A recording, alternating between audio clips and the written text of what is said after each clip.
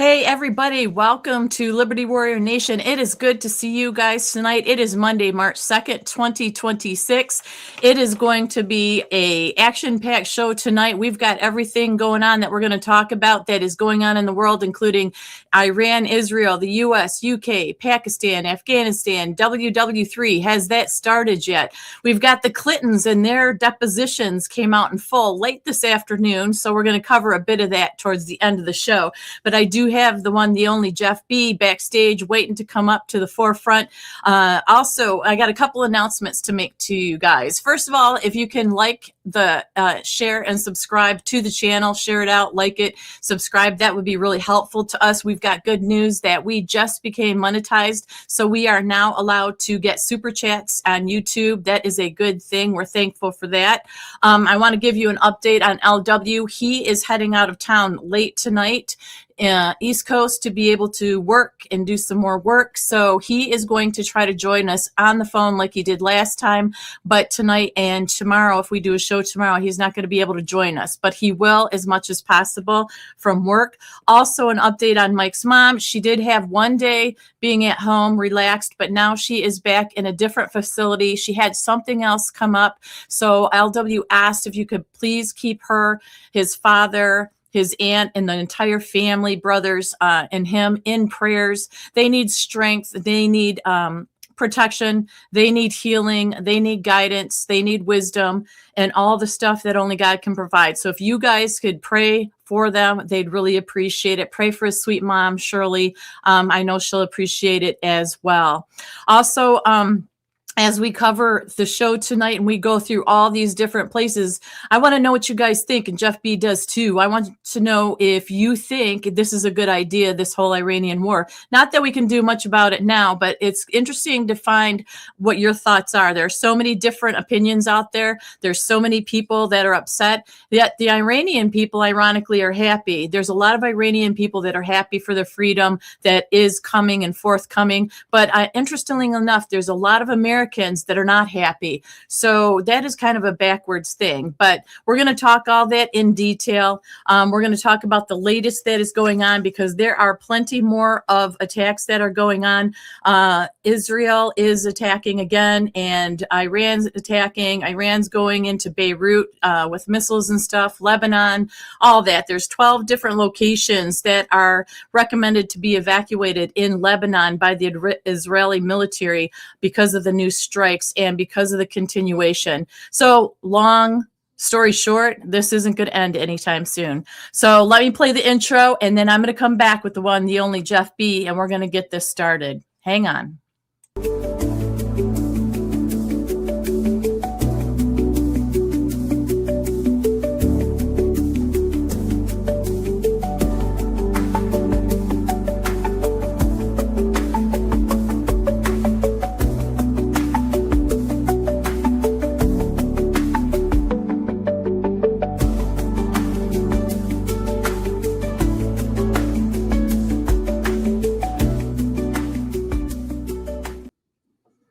Hey, Jeff B, good to have you. How are you doing tonight?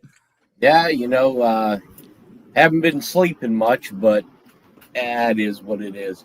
I guess you sleep when they put you in a box. Right? No kidding. That's the way it's been for me, too. It's like if I go to sleep for a couple hours, I'll wake up and I check the internet. It's insane. But, there's just a lot going on like there always is. But I know one thing, this sure is heating up. And President Trump said, he expects this to last 4 or 5 weeks, maybe even longer. He also threatened and warned of big waves of attacks on Iran. He said they're imminent. And I'll tell you what, there's a lot going on tonight there. So I think the rounds have begun that he's talking about. What say you? Well, they just attacked our embassy in Riyadh, Saudi Arabia. And Trump just put a message out that they are going to find out soon enough what the retaliation will be for the attack on our embassies, because they have attacked them in Doha, Bahrain. We've had a total of 6 killed in Bahrain due to the ballistic missile. And I was speaking to somebody earlier today, and they said they seen some V2s flying over their house heading towards the Middle East. So I think probably within the next 8-9 hours, we're going to see a lot of big booms. And, all the Middle Eastern countries are now, basically coming together, supporting the U.S. and supporting Israel in this, because it's going to get ugly. We took out everybody knows we took out the Ayatollah. Well, they just took out his replacement.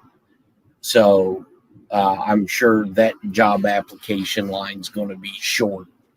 Well, I heard too that I think it was the president said it, that basically the one that they're going to put in charge is going to be somebody they don't have their eyes on and don't really know, because they took so many out the first go around. He expected it to take a lot longer, and they took 40 some leaders out and at the breakfast, it was brilliant that our intel actually hit during the day, because the Ayatollah and these leaders were having breakfast during the day, and they got intel on that, and that's why they went in when they did, because they weren't going to go in then, and that was a brilliant move. I agree with you on it's a shakeup all across the Middle East, as well as the United Kingdom. Their leader Starmer said he's going to allow the U.S. access to military bases for defensive strikes in Iran there against their missile sites, because he says they could be used to attack the UK. And then shortly after that, if you heard this, Jeff, hours after that announcement, they did strike with an Iranian drone the British airborne facility in Cyprus. Yeah. And, Starmer's been waffling back and forth, because he's got a huge problem in this country. The crown, the prime minister, whoever, let all these fundamentalists into their country. And, London is probably going to feel the wrath of that. And, the British people are in for a surprise. It's almost like, this prime minister is kind of like Neville Chamberlain, when Churchill was out there screaming about Adolf Hitler, and, they said that Churchill was nuts. And, it's history history repeats itself. And if you don't learn from it, you're definitely destined to repeat it. Yeah, well, that is very true. And, I have mixed feelings about this that we'll get into asking questions and stuff in a bit. But, it is expanding, because Iran's ally Hezbollah has now gotten involved. They have been hitting Beirut in Lebanon. That was on before I went, their command centers and storage centers. So that's another expansion that, I didn't expect to happen, but I think this is just the beginning. I just think this is going to be very, very, very messy, and I hope that it's over quick. We've lost some people already. Trump warned that it is going to probably happen some more. Not that we like that, but that is the truth of war. Before I have you comment on that, I got to say thanks to Cheryl Hall. She donated a coffee for us and said, hope everyone's staying prepped up and prayed up. Love to all, fear not, peace. Thank you, Cheryl Hall, for that coffee donation for us. And it looks like John E. Oh, no. We've got John E. here. Yay. But I've got a oh, no for somebody else in here. John E., did you bring somebody with you? No. Oh, they're here. Who is it? It's somebody I said was leaving and wouldn't be here. LW. So yeah, LW. So we've got the whole gang here. This is awesome, you guys. I thought Jesse Duke was dead. I told you guys in the intro that it was killing him not to be able to be on the show. He's been wanting to get on the show. So LW, how's it going? Well, I've been better. Still don't have my voice back, so Just want to stop in and say hello to everybody before I take off to the East Coast. Well, good. Well, good. Yeah, your voice is a little better than what it was, so that's good. Absolutely. A lot going on. And I just want to say thank you to everybody for all the prayers for Mom. She's she was doing better, and then she got home. She was walking around. She was doing pretty good. She was eating again, and then Dad had to rush her into the ER again today for other issues. So, yeah, it's just been a wild last week. I got sick on Monday, Tuesday, and then I spent days in the hospital with Mom, and I got sick again and spent the last 2 days in bed. And today's the first day I've been up, getting stuff done. Had to work today, had some meetings to go to. So getting ready to fly out early tomorrow morning to the East Coast, go back to work. So pretty wild time while I was home. But I did get to spend a lot of time with family. I got to spend time with both my brothers, nieces and nephews. And, it's just a crazy world that we live in. And I don't think it's going to get any better for a while. I really think that this is just the beginning of a lot of wild shows that we'll have here at LWN. So thank you guys again for all your prayers. And thank you guys I had somebody send me a donation the other day for Mom. I want to let you know, and I can't remember who it was, Tammy. I'm going to save that money so that when Mom's feeling better, I'm going to take her out to dinner. Nice. Spoil her a little bit. Thank you for the flowers. There were some flowers sent to Mom. That much appreciated. It's been a wild ride. And you know me, Tammy, I don't have a boring life by any stretch of the means. Yeah, exactly. Sorry, I was flipping around the screen because it was not showing John E in here, and I don't know how to do all that fancy stuff, LW. So this is where it's at. This is where it's at right now. But yeah, it has been a wild ride, but we appreciate you being here. But we were just starting to get into all that, gosh, with what's going on, not just in your personal life, obviously, but with this world and with Iran and everything. It's just insanity. Well, I've been listening to what John Estabrooks is putting out and Jeff B, because I haven't had a lot of time to do my own research with all the stuff going on. So I've been listening to every show that you guys do. It's very informative. And if I can say what I love the most about LWN, we try really hard not to be in an echo chamber. We have the best mods in the business. You guys are allowed to come here as long as you show respect. You can give us all your own opinions, perspectives, information that you've got. Nobody's going to beat you up here, and we'll just delete you if you're rude. Other than that, we make mistakes, and we're all human here, but we have an opportunity here to make such a huge difference in people's lives by giving them information that they can't hear at other places, especially lamestream media. My brother John Estabrooks and I and Stephen H., we spent almost 2 years doing podcasts, digging up information that was not shared rarely anywhere else. We were ahead of lamestream media for 2 years. And so the stuff that you hear here at LWN, yeah, you can find it other places on the internet. Yes, you're going to get a lot of our opinions on things. Jeff B brings a military perspective that none of the rest of us, including myself, have. And then, of course, John Estabrooks is a great author and researcher. He's got Stephen H. is another brother of ours that digs deep. And Tammy, of course, love all the production that you put together. And we got our brother War Machine in here tonight. He does all of our audio and our video and stuff. And we got other producers. So it's just a great place to be. And we love to share. We love to pray for each other. And we're just here for each other. And I just love LWN. Yeah, that's awesome. Well said. And that's the truth.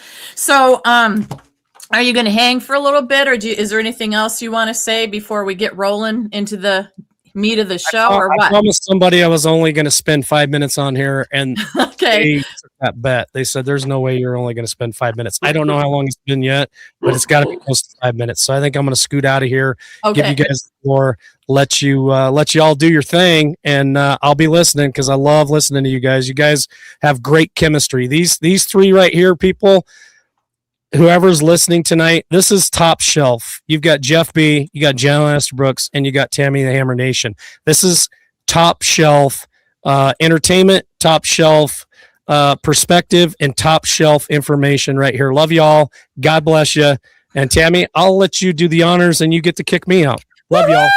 Love you, brother. Have a good safe You trip. Wheeling Jennings. Boot. There he goes. Okay, there we go. That was fun. Yeah, that was nice of him to stop in. So let's get started. I guess we can say we got to welcome John E. Now. John E., you can say hello and all that, and because you didn't get a chance to do that. So what's your top of mind feeling right now as we head into the show tonight? Stay prayed up. Yeah, I think so. That's the reality. I mean, there's a lot to this, a lot to unpack. Stuff that we're not, mainstream media, particularly Fox, man. I don't know. I guess they're well bought and paid for, and they're sticking to whatever narrative that they're being fed. But then they're not telling the entire story. There's so much that in the background that led up to the time frame of this that if you don't know, then you'll never know, and you just accept what the administration's putting out, and you accept what mainstream media is putting out, and a lot of it is a bunch of crap. Yeah. So, well, let's start with this. How about this? Let's start with, we've trusted President Trump, and we were so happy he got reelected. Now with this war going on, and maybe a little before, we weren't too thrilled with some of his choices and what was going on. His popularity kind of went down. He went on the road. He's trying to, promote and endorse different people that are going to run for the midterms and stuff. And I have to admit, I kind of fell to the wayside with him too when this happened, because he ran on no more wars. He talked about eliminating 8 wars and helping to snuff those out.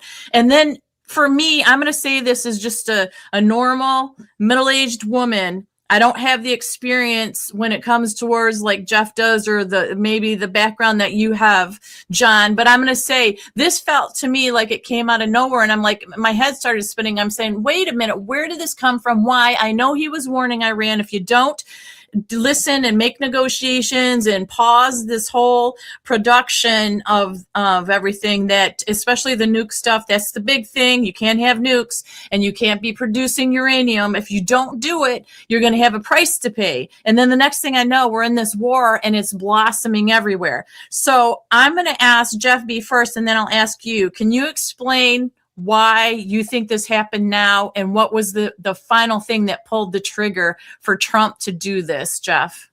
Well, I think a lot of this goes back to Israel. If you were, the ultimate goal, I believe, is to expose the deep state.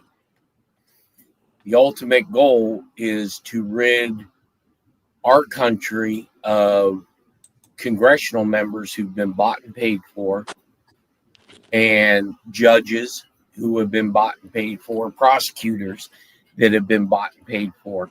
And that letter in the alphabet talks about save Israel for last. And I've been back and forth on what the meaning of that is. But when you sit back and you look how all this scenario is playing out, you have all these Middle Eastern countries now backing the United States and Israel. You have bin Salman, who, after the airstrike earlier today, I was told made a phone call to Trump and basically said, okay, gloves off. And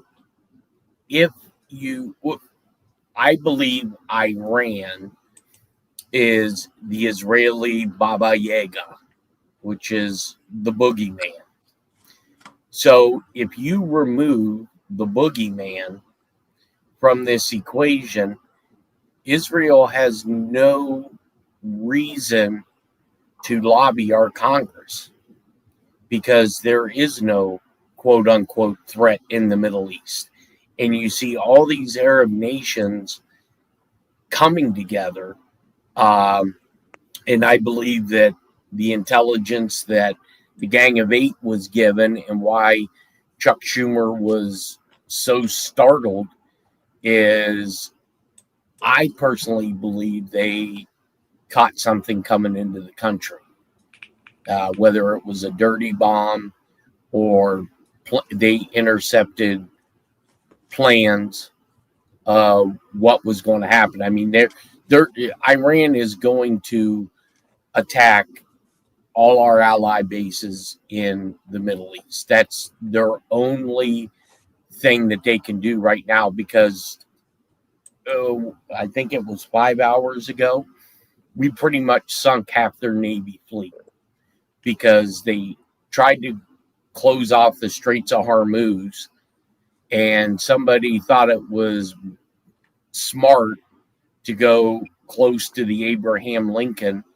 and we laid some hate and put that joker to the bottom of the drink. So I think there's I believe the big play is possibly exposing Israel for other stuff. I mean, that all things point in that direction in my mind. Very good. Johnny, what do you think? What say you? Well, I agree with that.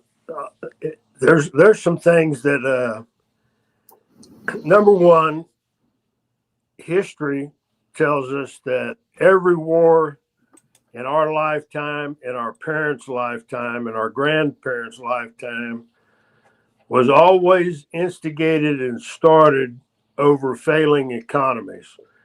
In the U.S., so much of what we're witnessing today since the war started in economics and the fact that the banks had a big leverage move, especially Chase, on their shorts in the commodities market for gold and silver, that they had to either fill the orders and take the contracts, which they did, but then you have to understand they manipulated the price downward so that they got a better deal. And then also we have to keep and be mindful.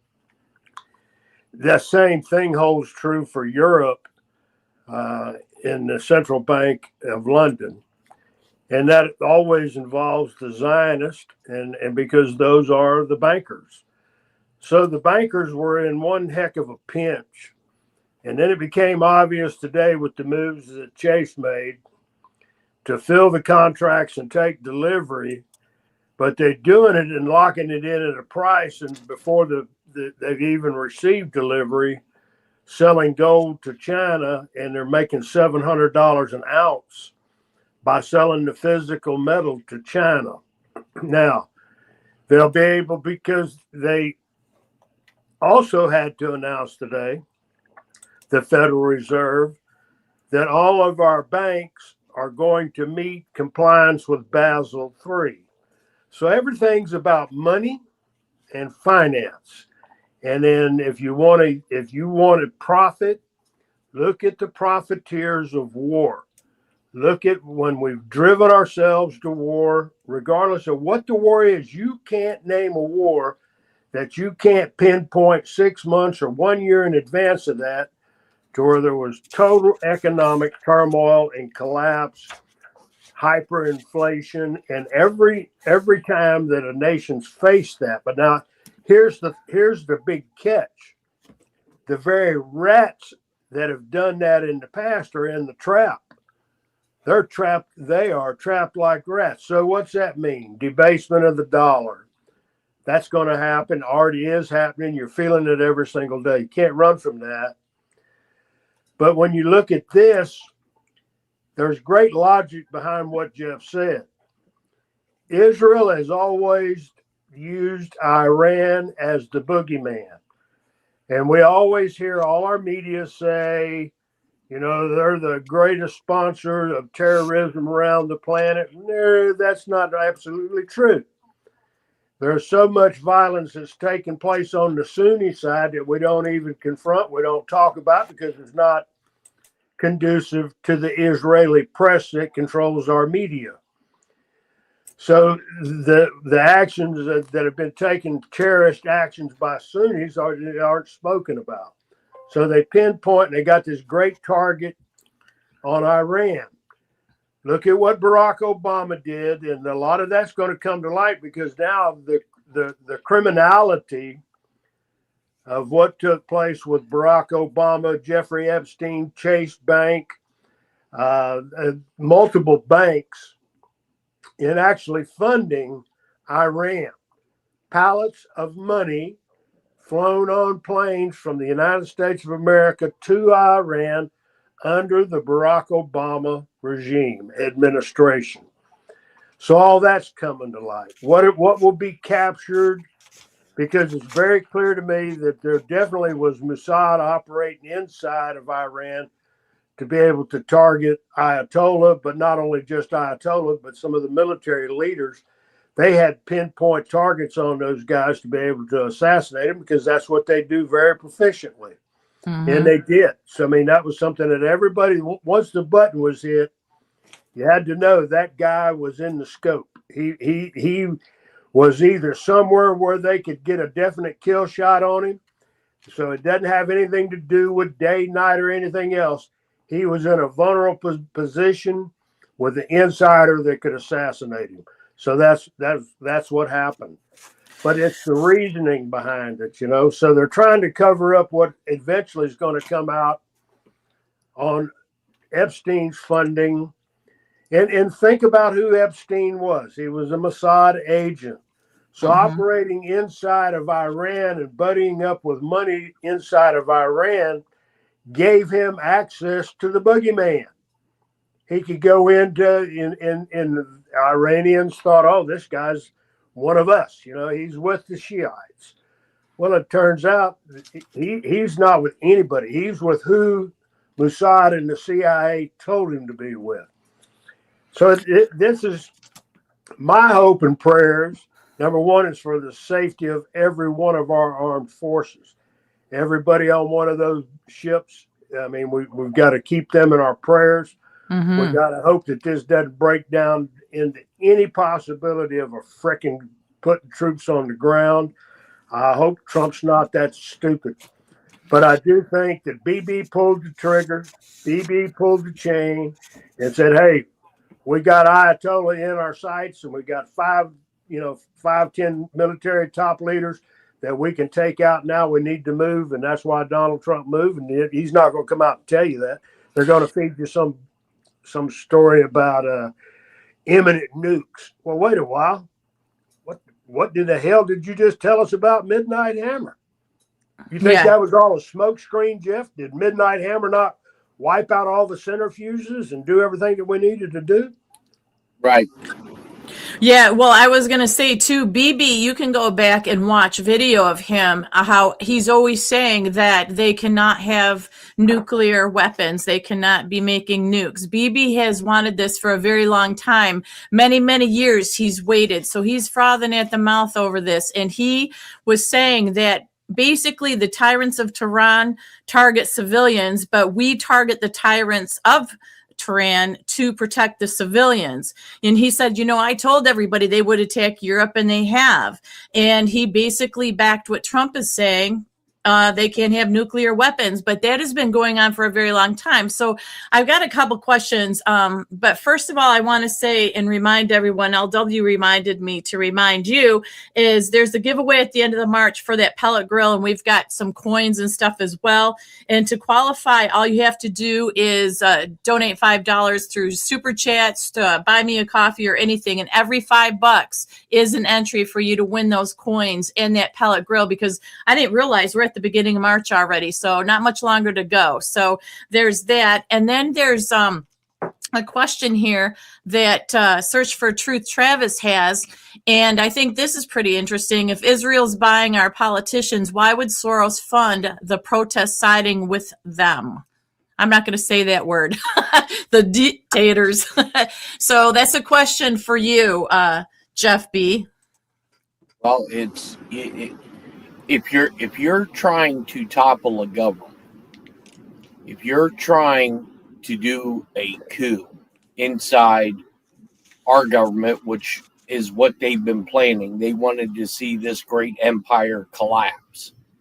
You have to keep going with what was working. Well, now, it's not working as much as I mean, look at Portland. You don't hear, or you're not seeing many protesters out in front of these ICE facilities. You're not seeing, or at least the media is not covering, any of these demented kids that are out jumping in front of ICE vehicles. So it's they're throwing everything they can at this. Why in the background you have something that probably no one knows Trump did over the weekend that is going to put pause in everybody, and why I believe now Trump is getting ready to go for Cuba. So over the weekend, Trump did an executive order to give the military, Seabees, $500 million to build 2 more courtrooms on Gitmo and to build another geriatric facility on Gitmo.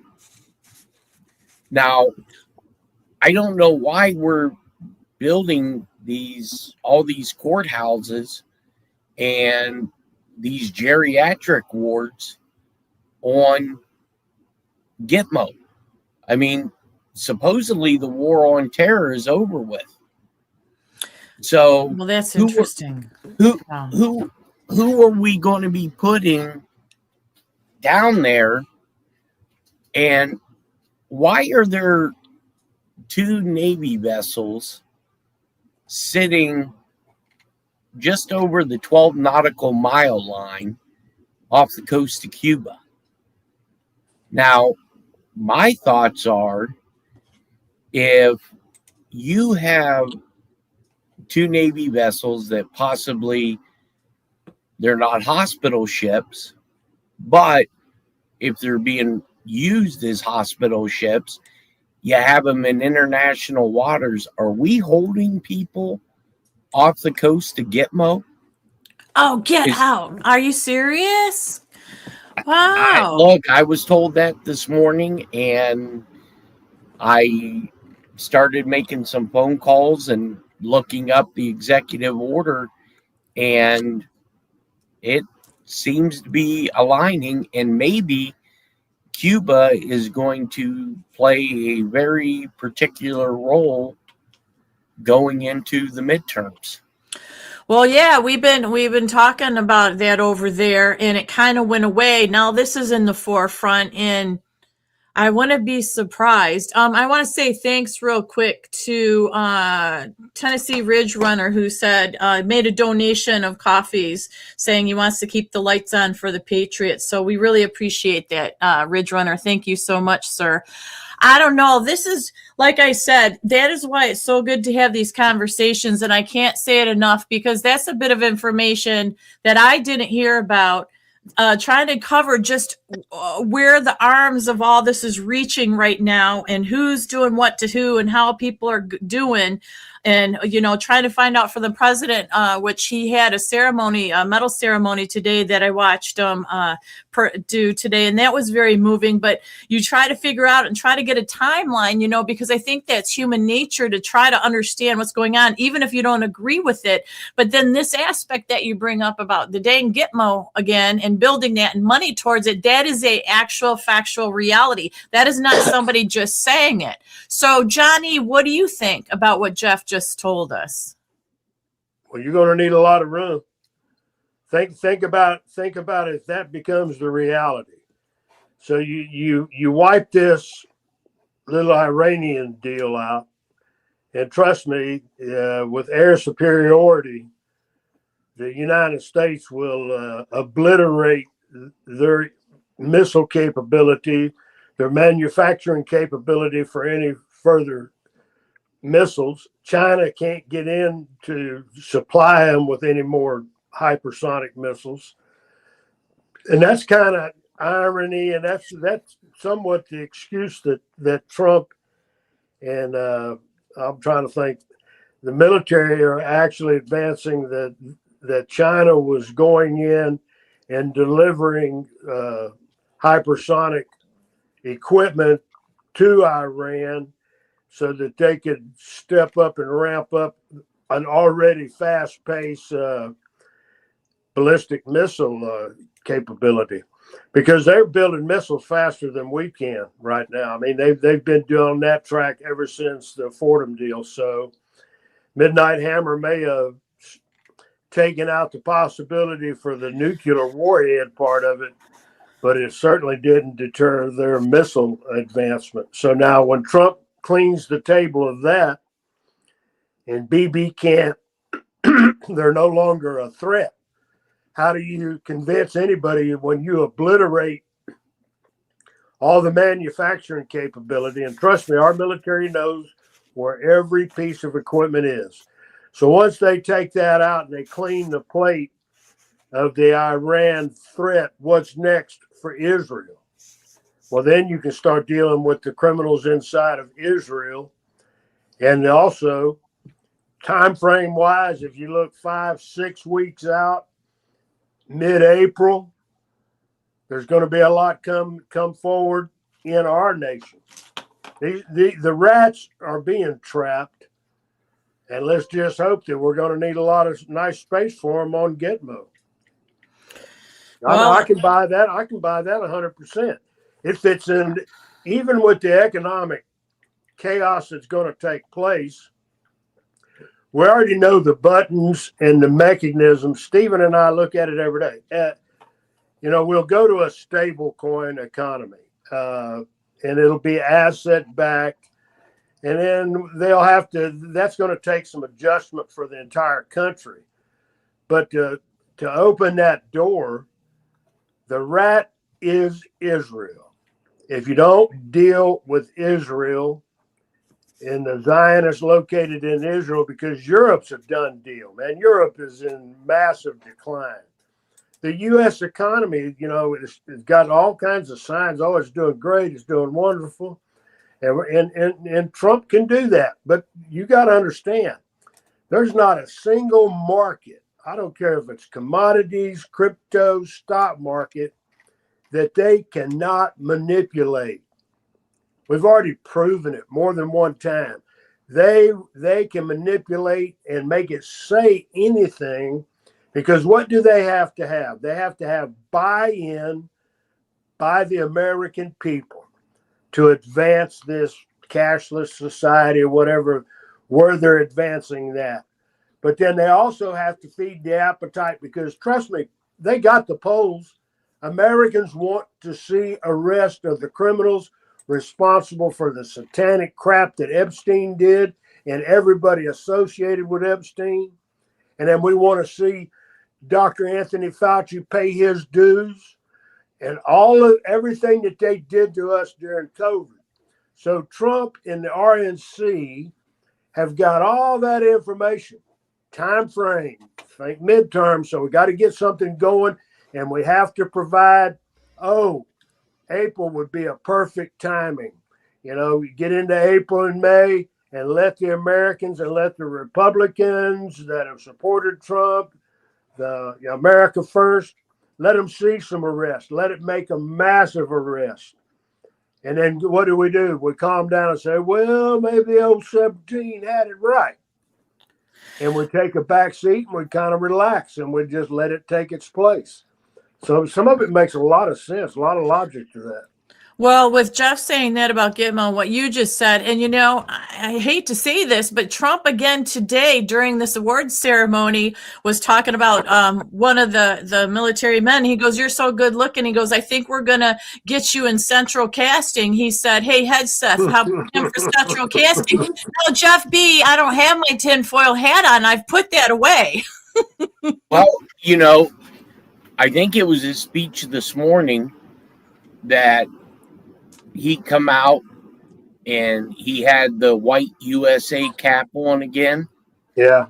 And this right before his speech, I got a call from the big chair saying that 3 true bill indictments were passed down. He wouldn't tell me who they were, but he said he's being told in 3 to 6 weeks they're going to name they're going to name a very, very, very big arrest that's going to shake the foundation of all of this shit.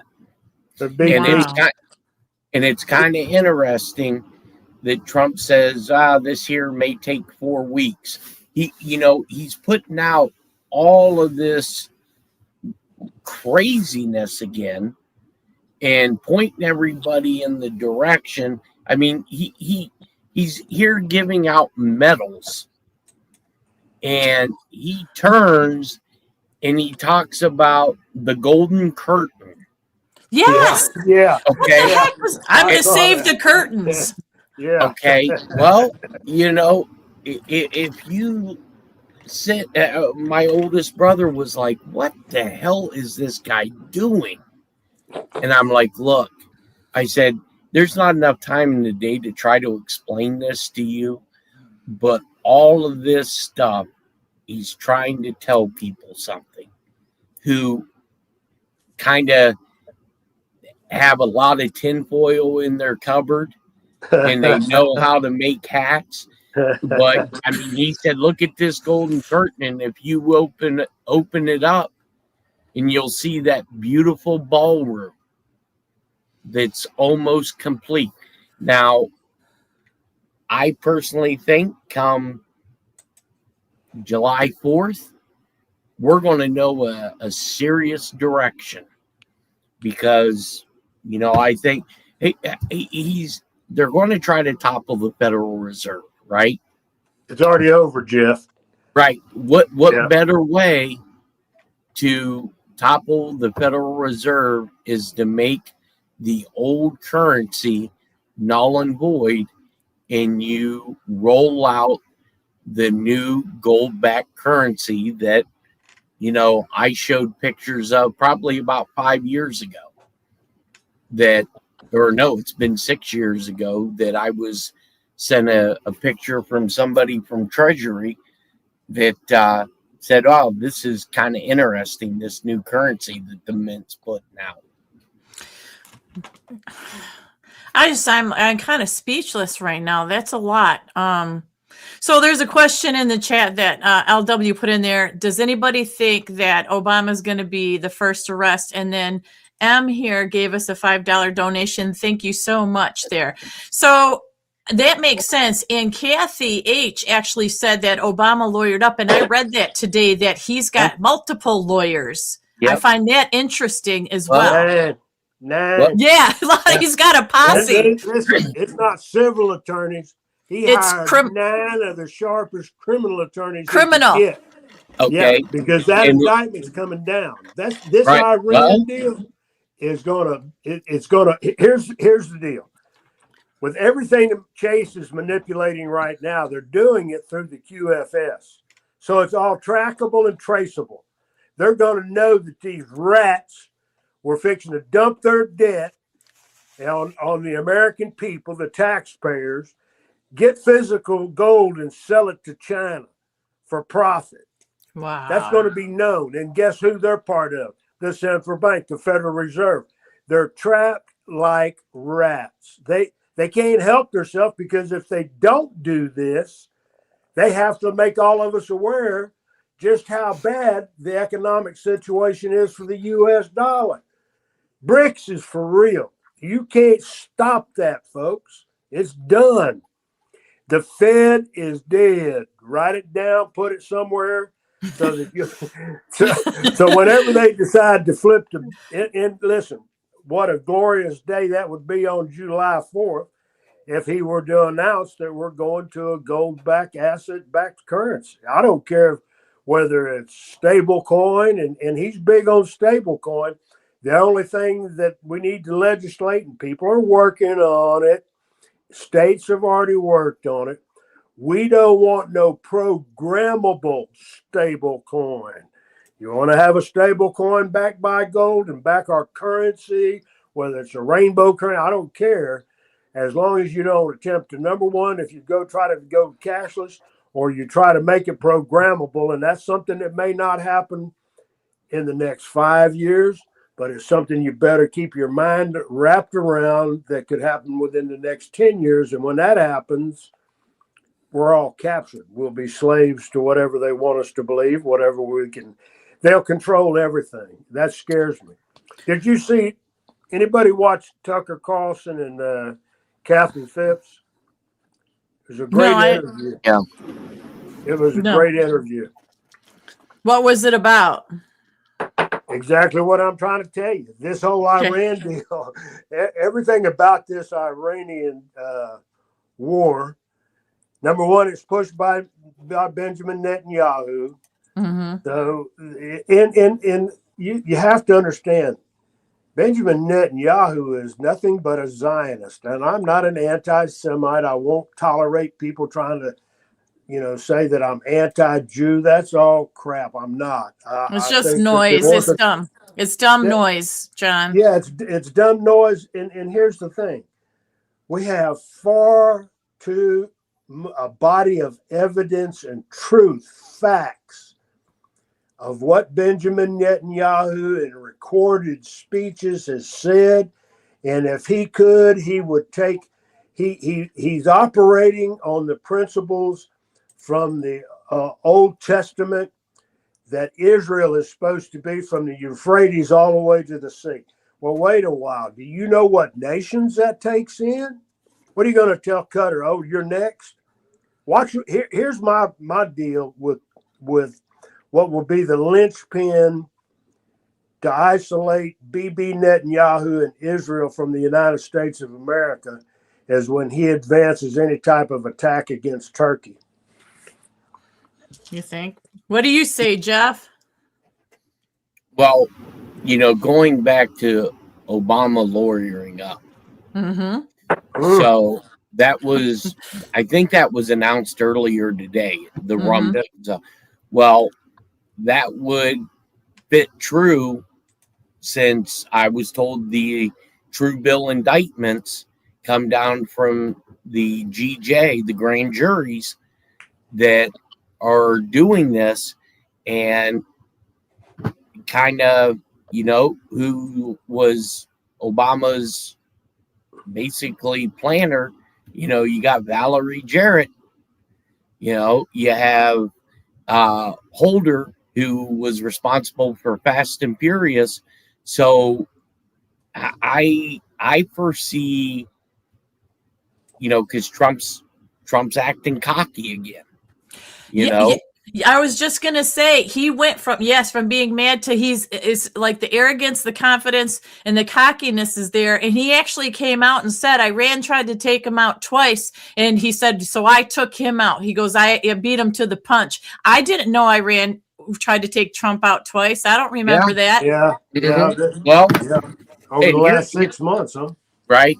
And just within the last 48 hours, the muftis inside of Iran issued a fatwa against all Americans. Oh, fatwa is serious business with them. That is their breath of life. That right. Fatwa.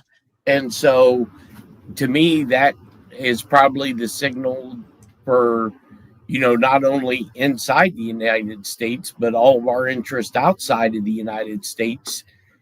People better keep their head on a swivel, because look, you look at Austin, Texas, all the mosque.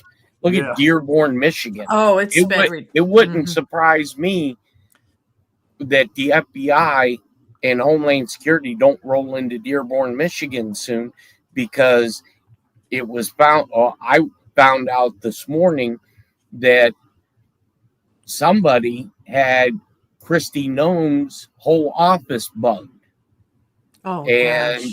a team from NSA and ONI, Office of Naval Intelligence, went in and debugged her complete office, because they didn't know. I guess no one had a clue that her office was bugged.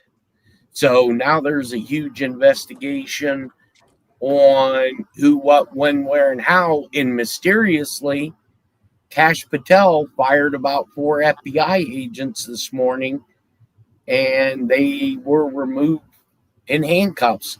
But nobody in the media is even talking about this shit. No. No, they're not. Well, in the whole thing with Texas, I read somewhere today that there's been a mosque that's been opening once a month for the last, I don't know how many years, that there's a ridiculous amount there. And it's just one of those things that got away. Nobody was really paying enough attention to it to stop it or cared or whatever was going on. Just like the fraud with the Somalians, like what happened to all that? That kind of went away too. Remember, they've been investigating that, and that Nick Shirley guy is now in different places. And we were all PO'd at the Somalians, the way that they've had all this corruption and the way the money laundering was going through these child care facilities that were all bogus. So that's gone to the wayside too. It's like, where's this stuff going? Well, I think some of this stuff is put out there to put it into the forefront to be shown later on. I find it kind of ironic with, during the State of the Union, how the cameras mysteriously and the photographers mysteriously were able and knew exactly when to zoom in when this Ilhan Omar was making all these comments. So, to me, it's kind of like, how did you guys know to do this?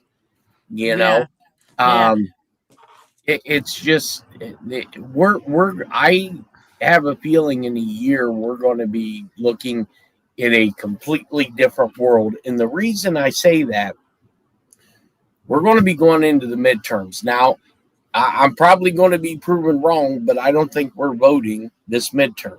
I could be wrong. But hypothetically, let's say they have gotten rid of all the fraud and Trump loses the midterms. Okay? He loses the House, he loses the Senate. You know what the next 2 years will be like after that? Nothing but impeachments. Over and over and over. Exactly. It's going to be. So, if there is such a thing as what I believe the Insurrection Act was invoked, the military is in a continuity of government status, something has to be done between now and the midterms that I've been saying for 8 years is going to be a constitutional crisis. And, with the Supreme Court, and when John was talking about how China's never paid for the whooping cough, well, I think the Supreme Court, when they handed down that decision on the tariffs, kind of gave Trump the green light to start collecting that money from China, what's going to be due, and redistributed to, the American people who were impacted. Wow. Because you notice the media isn't saying anything more about Trump's $2,000 dividend checks. Because they were starting to get on his ass about that. And then all of a sudden they shut up on that again. So that to me tells me that there is something in the works. And I believe, QFS has a lot to do with it. And I know for a fact that QFS exists because before one of my buddies transferred out of the FBI, the last project he was doing was introducing AI into QFS to see how it would integrate with the systems that they currently have, which tells me the IRS is gone. Yeah. Wow. Well, speaking of AI, listen, John H., he's been a viewer and follower and actually a co-host on the show many a times, a computer expert, and that's me, or intelligence security. I'm not exactly sure what his title is. He doesn't tell me. I try to ask him and he doesn't tell me, but he put up here that our AI detected protests against the war a full 20 minutes before it started. Someone in Trump's inner circles compromised. Now, that is a very, very scary thought, especially with AI now. You would think these people wouldn't be trying to do what they're doing in a bad way because they're going to get caught. But this is terrifying. But we've talked many times about how Trump's inner circle is compromised. There's just like 2 FBIs. I mean, Dan Bongino came out and said that. People don't like Kash Patel per se because they think he's compromised as well. So this is like pretty scary to me. Well, yeah, but people have to realize, and they really wouldn't unless they've been in the intelligence community, worked at the White House, that when you go up for a special caveat to be able to go into the White House, okay, it's part of a security clearance thing. When you sign that paperwork for that program, project, whatever you're going to the White House, you have to sign a form that states all your electronical devices will be monitored. Everything. Wow. So that was the gift that George W. Bush gave us with the FISA, because that was the birth child of what the Secret Service was able to do. And so when you go in to the White House and they scan you for any type of devices and your cell phone goes in there, they have equipment and software that gets the IP address, gets the MAC, gets the ESN. They know everything that's going through that phone, all those devices, and all that stuff is archived and sifted through the Secret Service and through NSA. So, I mean, there's a lot of components to this that, I'm sure even Bongino in his little time that he was at the FBI, and me personally, I think that job became too much for him. Mm-hmm. And, because from what I see, I think everybody can agree he's no nonsense. And if a crime's committed, they should be arrested. Well, anybody who, just look at Trump during, I believe it was Trump, it might have been Hegseth. They have been planning this operation inside of Iran since Trump's first administration. That's so crazy. Once, the military is slow at doing things, but once they get the go ahead, this is what you see. It's when they have a commander in chief that won't tie their hands. Yeah. Well, that comes back to my initial question almost towards the beginning of the show. We've trusted Trump with so many things, and then that went to the wayside. But, when you take away Trump and you think about what would happen if he wasn't around, I would be probably freaking out. I do trust him. I guess it's the uncertainty of war and the uncertainty of what is going to happen, wanting it over quick. But the reality is, and I wanted to know what you guys think about this, I don't think that he would be able to do everything that he said he could do if he didn't get control over the money and the corruption worldwide and take the drugs down, the sex trafficking down, the banking systems, all the systems like you guys have been talking about tonight. So in reality, was this a necessity? Because the Ayatollah should have been taken out a long time ago. He's been getting away with things for many, many years, and many presidents have talked about taking him out or trying to give him harsh words or make deals with him, and it's never worked out. Trump goes in, and within one day, a beginning, he wipes him out. I mean, that's pretty incredible. So even though we may not like war, the question is, do we trust him? Do we think he's handling it the best way possible? I guess is my question to both you and John, and I'll start with you, John. Well, that's a difficult thing to know, Tammy, because we really don't have the insight that the military does and exactly what are his plans. He's given us a lot of insight now. He wants to remove their ability to be able to launch any type of missile. So, and that means you got to find everything they got above ground and below ground. So it's going to be I don't think you get it done in just a week or 2 weeks. I think it's going to take 5-6 weeks.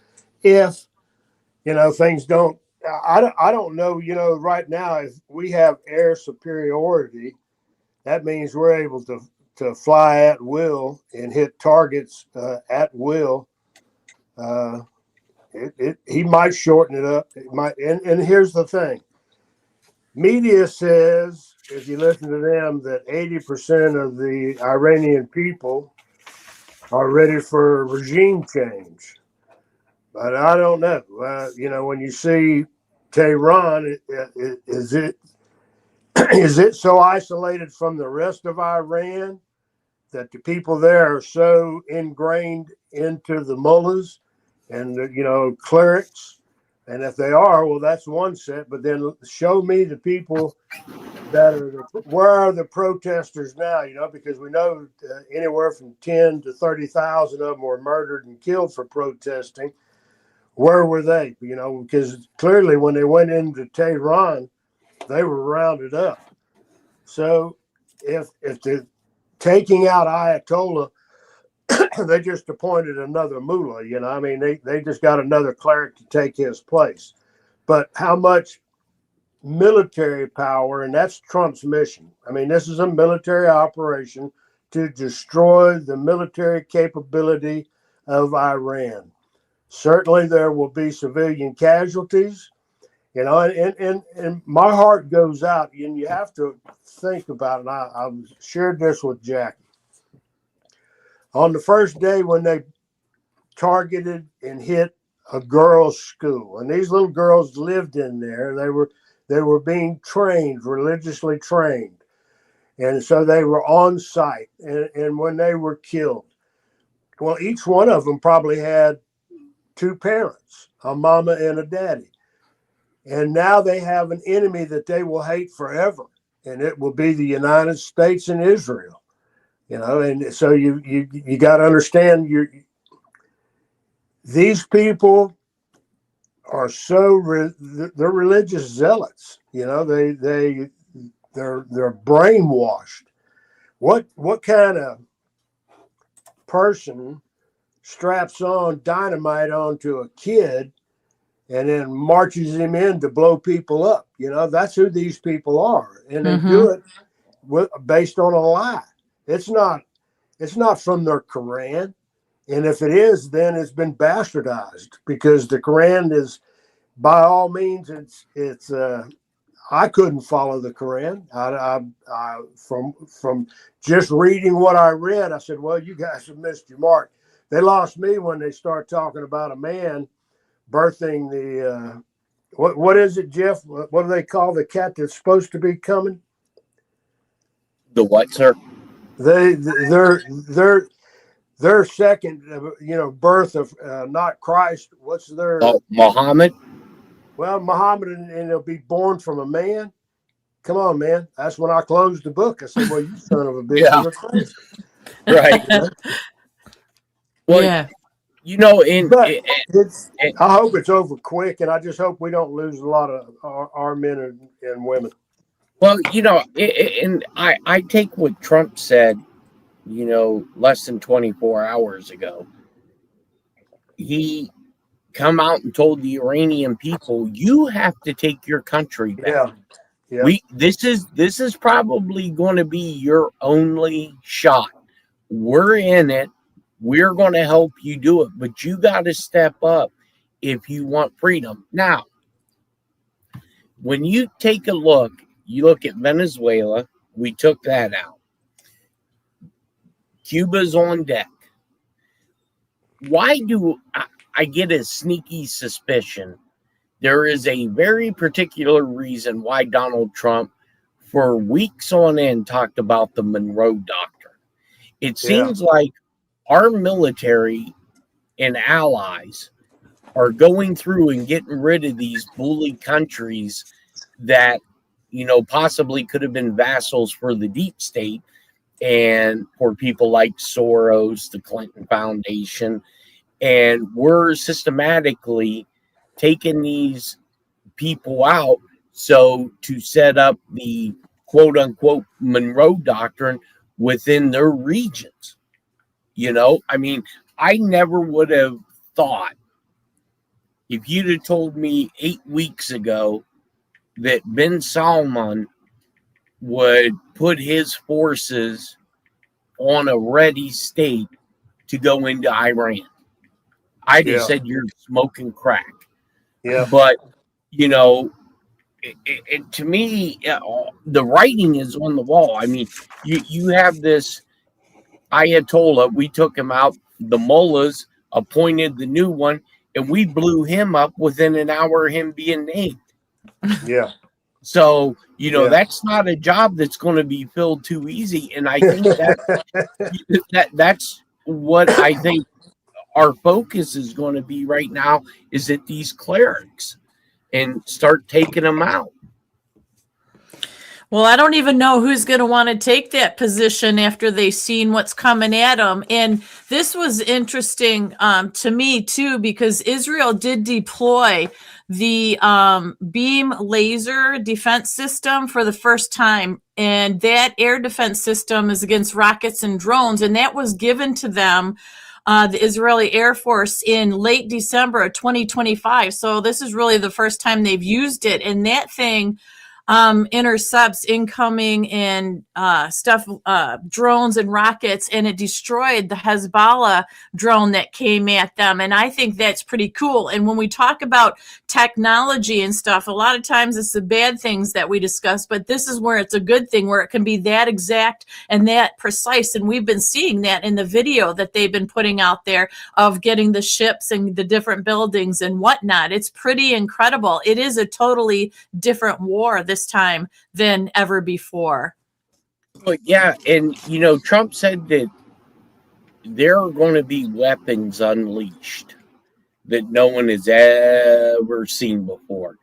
And there was a clip that CENTCOM had put up on Twitter, and it was quickly taken down.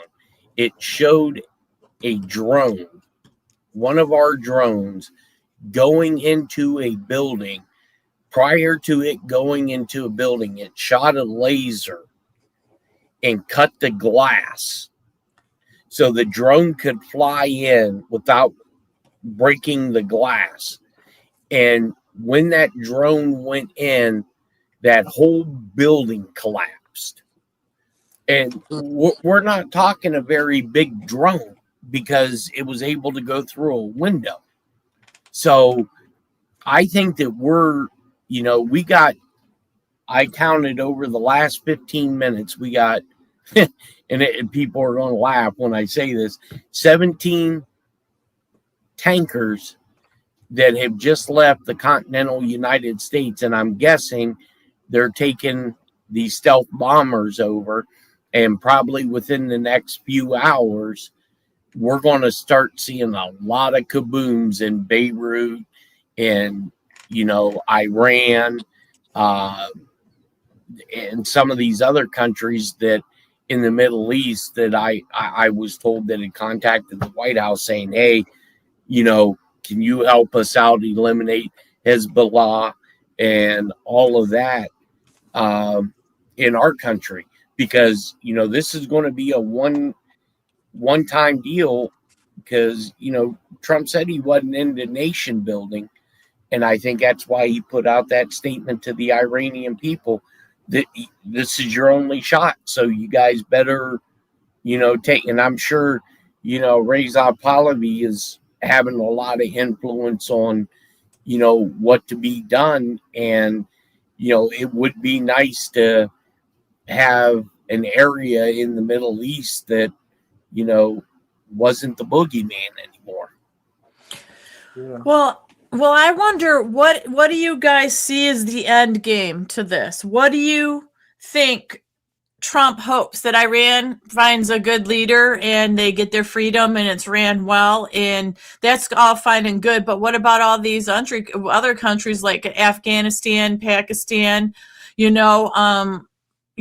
a whole separate issue, because even if Iran gets it together and they have their freedom and they get their heads on straight, let's just say, if that can be possibly even happen, what is the end game with everything? Like, how do you stop it all and everybody be peaceful once it's all started like it is?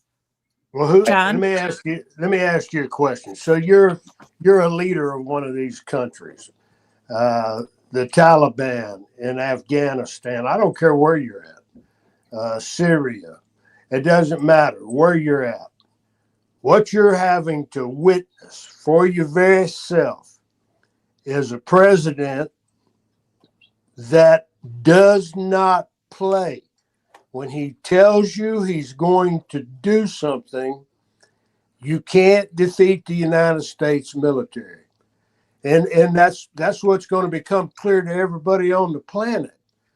China's watching. You can bet China is watching because here's what, right now, while we're launching missile barrages, think about all the weapons that we're using right now that China's not calculating. Okay, they're vulnerable. They don't have replacements.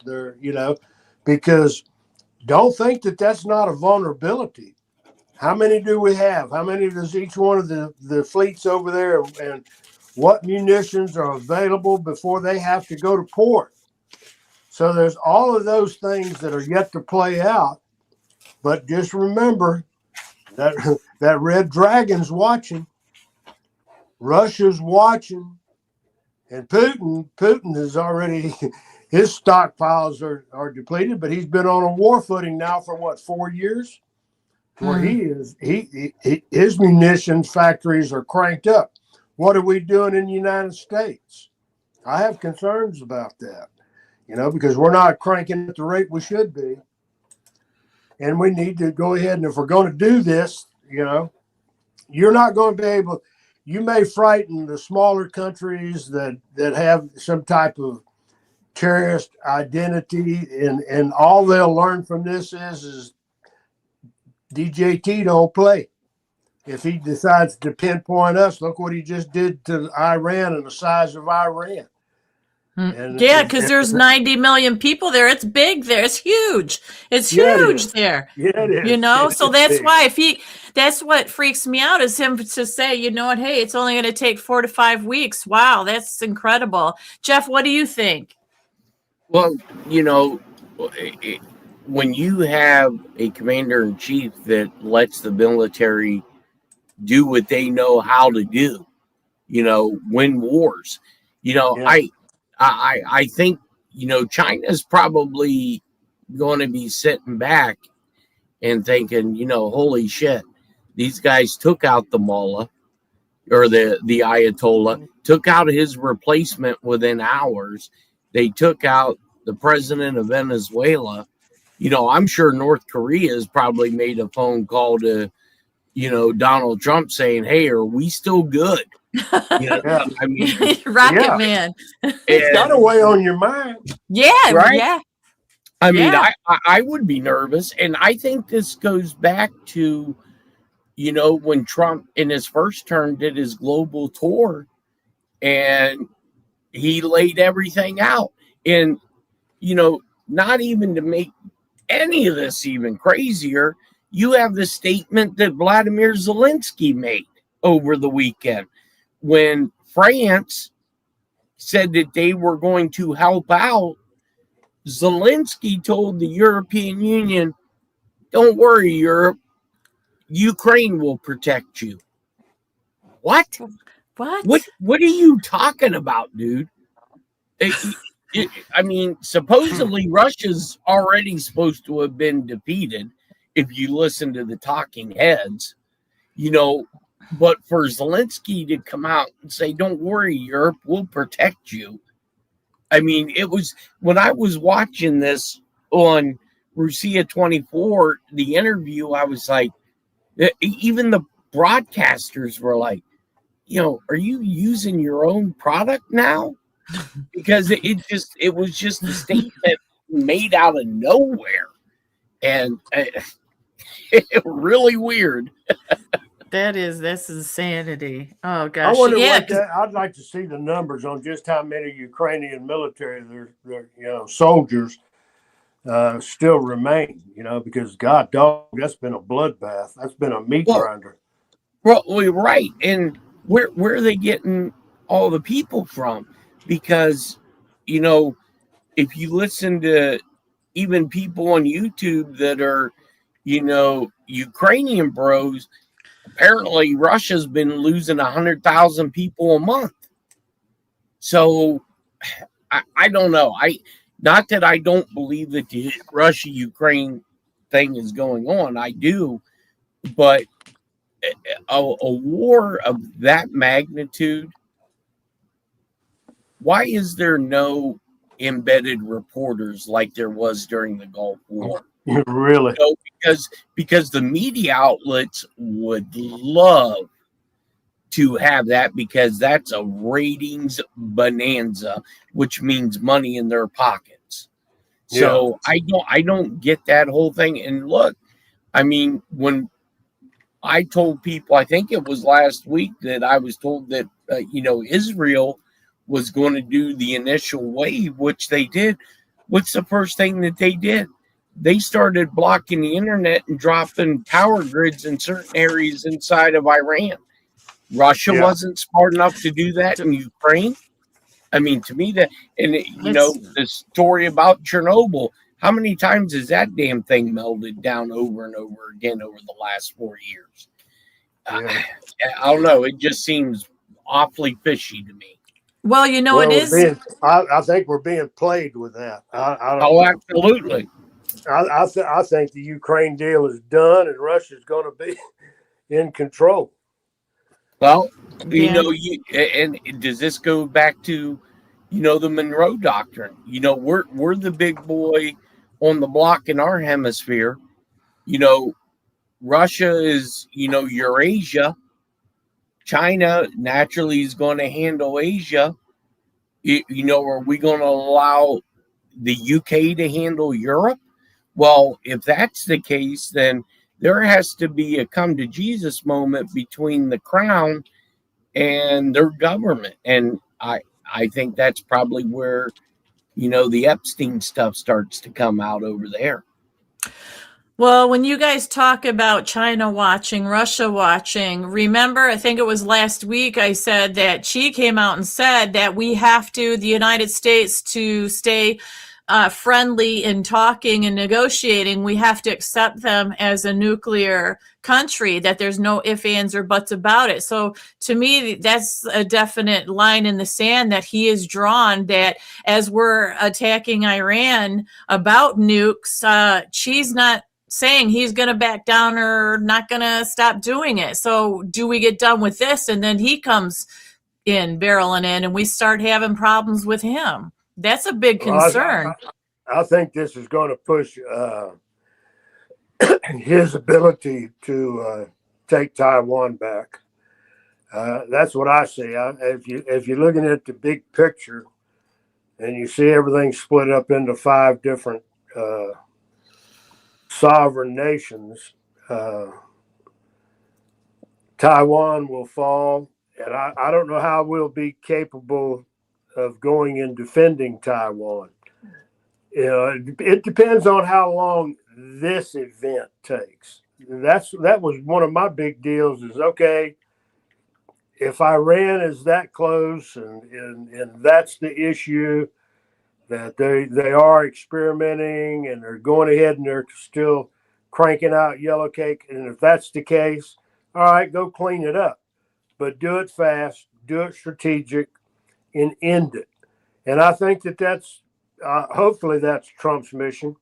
I would have liked to seen a better communication between.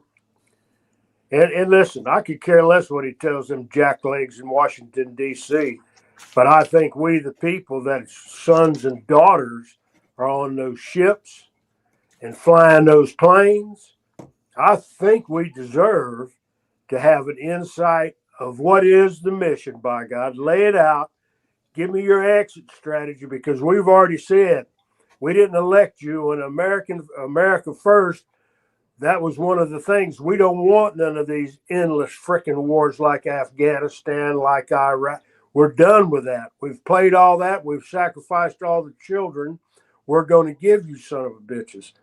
So if you're going to do it, at least let us know what we're fighting for and keep the people. I don't want to hear it from anybody on Fox News. Them Zionists. So I don't want to listen to none of the mainstream media.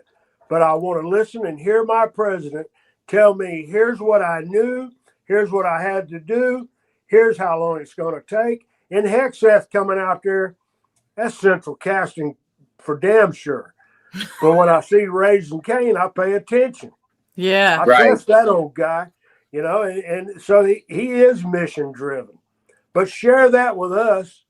Once you hit the button and you went on go, I think you should have come on that TV and shut everything down and given us a little fireside chat about here's why, here's the mission, and here's how long we project it's going to take. Then we could all chill out and we'll say, hey, hoorah, America. Listen, I was going to show y'all, I got a deal. My brother, when he was in Iraq, he's a Ranger, and he gave me it's kind of a sacred patch that I put on my motorcycle vest.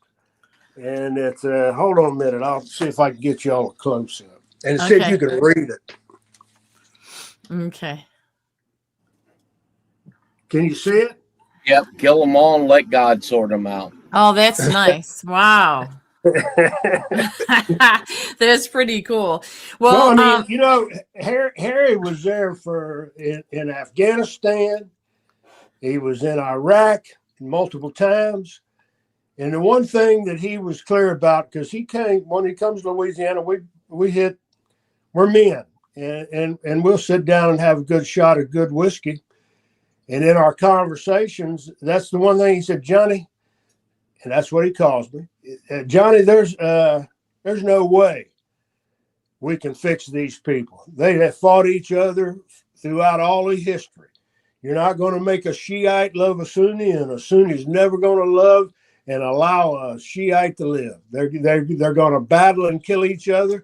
And he goes, that's just a fact. He goes, and we can do all we want, all the humanitarian aid, and go in and rebuild their governments. But as long as one faction ever gets a toehold into one of those countries, they're going to fight each other. So that's what we're up against, you know, and it's religious. And hey, whether we like it or not, that's just a fact. That's what I'm saying. What is the end game? Because you have all these different religious beliefs and it's spiritual, and they believe, you know, death to everybody but them. I mean, they say death to America, death to Israel. It is just, it's insanity to me to think that you're going to be able to negotiate or wheel and deal with them. That's why I say after this is done, we need to just stay away, stay out, and mind our own business and protect our own borders.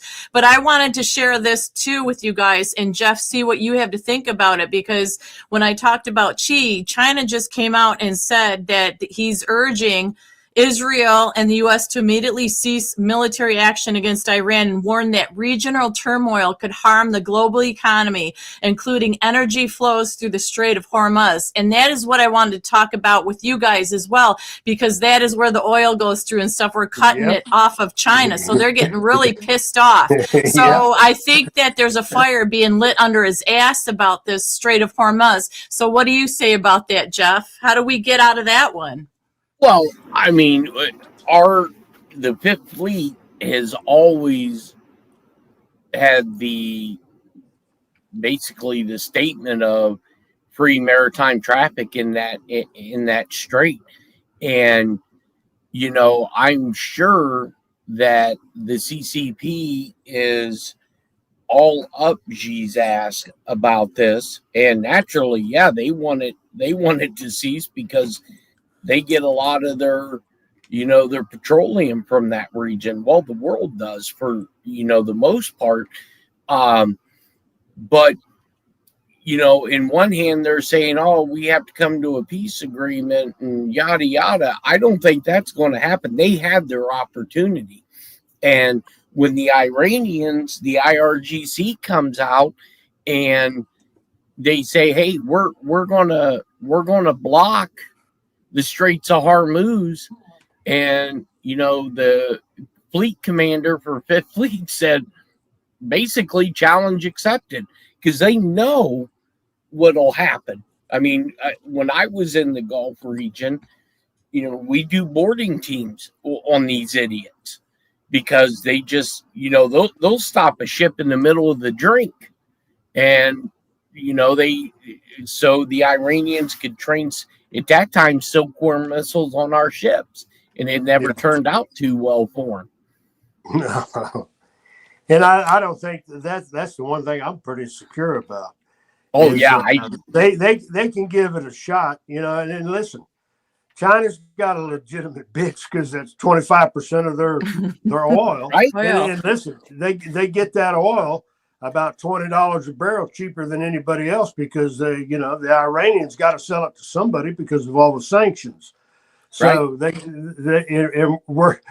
we're hurting the Chinese economy if oil freely can't flow through the Hormuz. But I'm telling you, I'm sure we have control of that son of a bitch. Oh, and I'm sure in this may be, we're not. I don't foresee us attacking China. This may be the plan to cripple China into some sort of submission for the Monroe Doctrine, is by cutting off that petroleum. Yeah. Well, here's the deal. Whatever finishes with because don't think that the Iranian crude oil supply is not under attack, because that's just military wherewithal, is to limit the fuel capacity of your enemy. If they can't refuel and they can't, so that's just part of war. So whatever happens, it's not going to be like the port's just going to open up for China to pull up in there anytime soon. That's a dream that they can forget about. And will it cripple their economy? Yeah, it's going to hurt the Chinese economy. But then it also forces them to have to go to other means and start paying. Think of what they were doing down in Venezuela. What were they getting from Maduro? Cheap oil. Yep. Sanctioned oil. Iran, cheap oil for China. Well, wait a while, China. Step up to the plate. Pay the $75 a barrel just like every other son of a bitch. And then you can have your oil. And that's just a fact. And that's a great move on our part. Yeah. Because that's the one weakness of China. Don't ever forget that.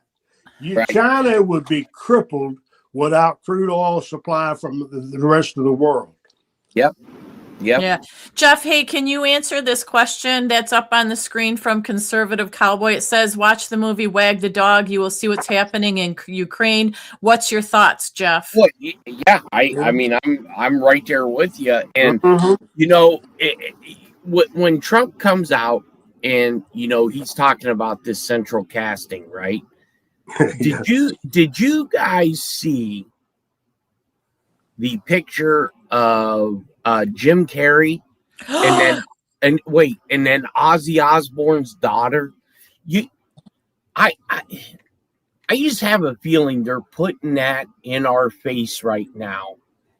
It's ridiculous how obvious it is. It is. For the disclosure portion of when this rolls out, because our government, whether it's the military or what, they, like John was saying earlier, DJT is going to owe the American people an explanation on why all this was being done. And I think that this is part of it, because you're going, that 17th letter in the alphabet talks about the 10 days of darkness and all this other stuff. People, I find more and more and more people now that can buy what I'm selling. Yeah. With all, if you would roll the clock back 4 years ago when they were saying, damn, this dude is batshit nuts. Even my siblings now were like, oh, maybe you're on to something. Except for my younger sister, she'll no matter what, she'll always say I'm batshit crazy. But well, you can be that and be it in a good way. Real quick, keep that thought. I just want to say thank you to D. Crump, who donated $10 to us. And he said, great discussions and a great show tonight. I'm so happy you all are back again together. Liberty Warrior Nation is my favorite show to watch. It's been for me for years now. Just keeps getting better. And that's a big compliment to everybody. So give yourselves a little hand there. Good job, boys. Yeah. So go ahead, Jeff, keep it up. So when you talk about this, it does look crazy because Jim Carrey doesn't look the same at all. And they're saying that it was his makeup artist, Alexis Stone, Mimi says that maybe playing him, but they're doing it on purpose to see if people will notice how different these people look. And then Kelly Osbourne, they're saying with her, it's because she's mourning, but nobody looks like that fast. No, you don't. No, I don't buy that. And what was that stuff, that chrome stuff that they said they were drinking to make themselves look so young? Is that going to come into play? I mean, it's I don't know. I think this year I think the fire hose is finally being cracked. But I think after July 4th, that's when the real fun begins. Well, when you said adrenochrome, they can, all I can tell you is it's real. You can manufacture it, but you got to have certain ingredients, and those ingredients are not easily captured, so that's just a fact. But adrenochrome, and what it does to the human, it does slow down the aging process. And guess who did some of the work and research on adrenochrome? DARPA. Our old buddy DARPA. Oh, Jesus. Mary Mother. Well, yeah, because listen, what if you had to have the strongest soldiers, you had to have them ready to go, and you had to keep them young and youthful and muscular. And you found it, so their experimentation was just that. It's not like they were producing it or manufacturing it. That's not what I'm saying.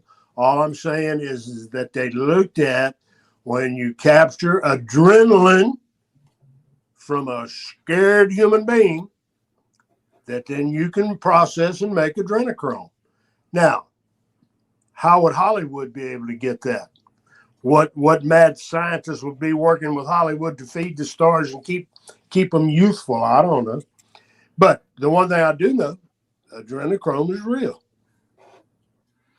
Well, I mean, that's a lot more palatable for people to say, okay, they started this way to improve soldiers versus to in their lives or whatever, versus Hollywood using it for the way they're using it.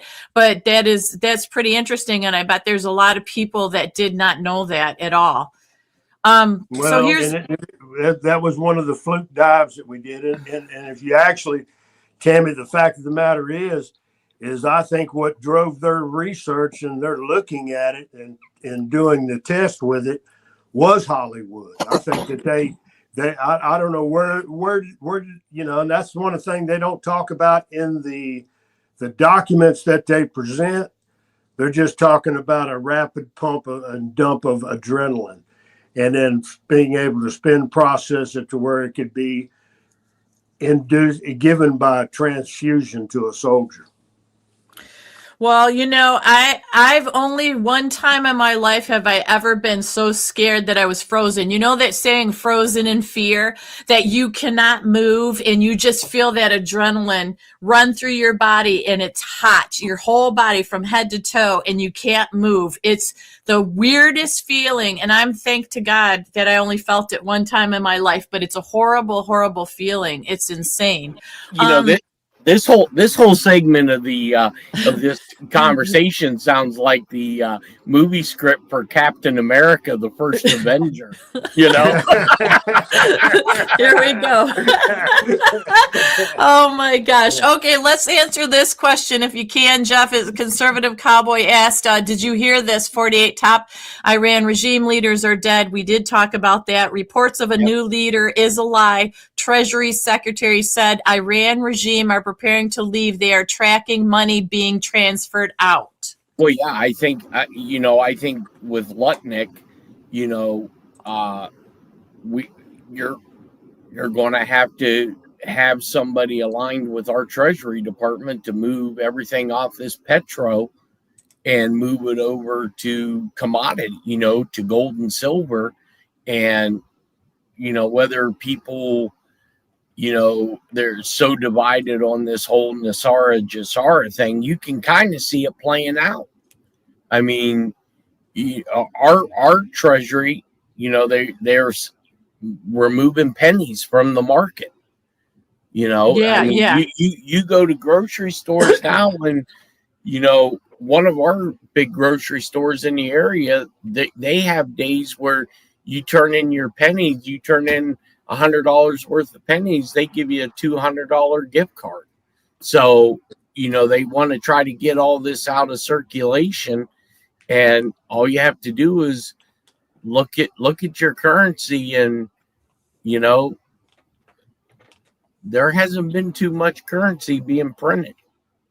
No, because there's no new bills. If conservative cowboy is talking about the clerics and the what's the name of the Republican Guard or whatever, the IRGC. The IRGC. If they're trying to transfer and move money so they can escape Iran, well, that QFS has got them by the ass. You can't move money on the planet Earth that they can't track. Why do you think all this shit with these cartels is coming unhinged?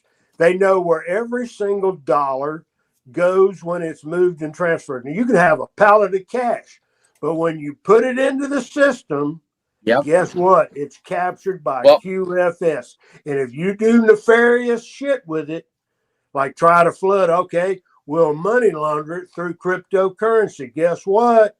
It don't matter. The minute it moves into the system, it's on QFS, and there's not a currency on the planet that is not tracked where it ends up, the end user. What did he do with it? Okay, there. And so now when you think about indictments coming down the pike for people that we named earlier, and if that's true, and if, because remember, you got to go back to that time frame, because I think that the QFS was running alongside and mirroring SWIFT.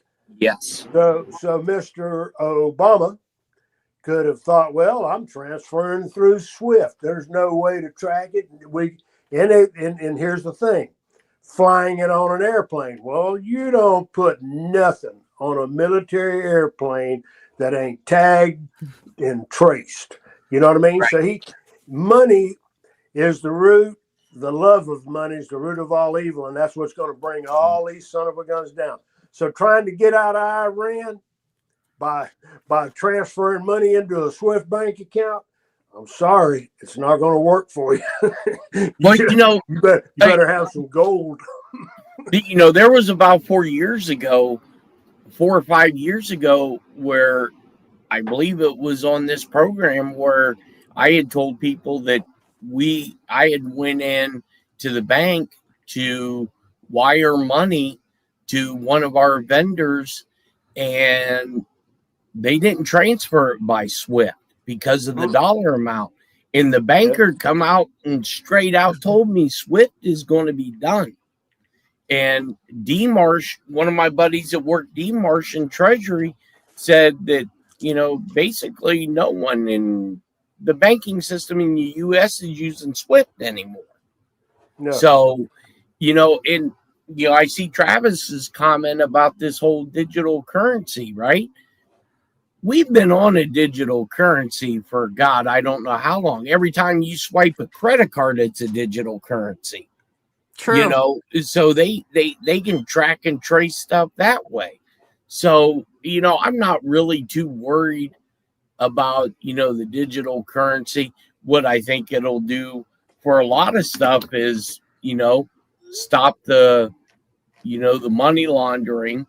And yes, and I believe too, there will be a time in the U.S. when, like Social Security, you get that debit card from Social Security that they load your money onto it.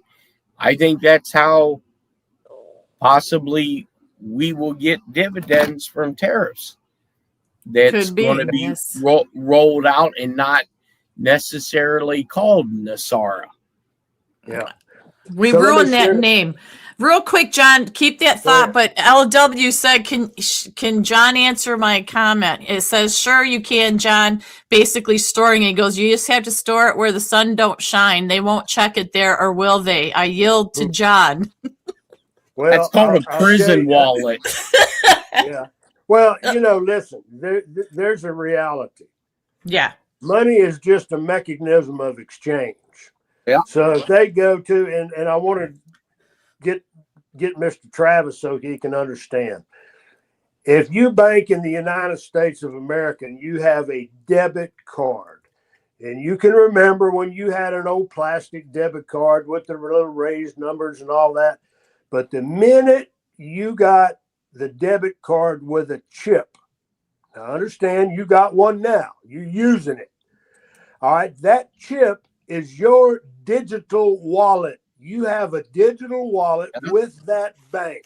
So you're using digital assets that are not, that bank ain't got the money that we spend every single day. Don't ever fool yourself. If you think so, go in there. I tell you what, I got held up. I wanted $10,000 in cash. And I go into the bank to get $10,000 in cash. They And had the to little order gal it. said, Mr. Estabrooks, do you think you could come back in 2 hours because we're waiting on a truck? I said, you ain't got $10,000 in that freaking vault? She goes, no, sir, we're waiting on the truck. When the Brinks truck drives up, we'll be able to That's cash it. insane. I said, you son of Yeah. a Wow. Yeah, because they have to order it from your closest Federal Reserve. Yeah, we ship all that money across the world all the time, millions and billions and trillions, but they can't. That's ridiculous. It's all digital. There ain't no money. Listen, There's no money nowhere.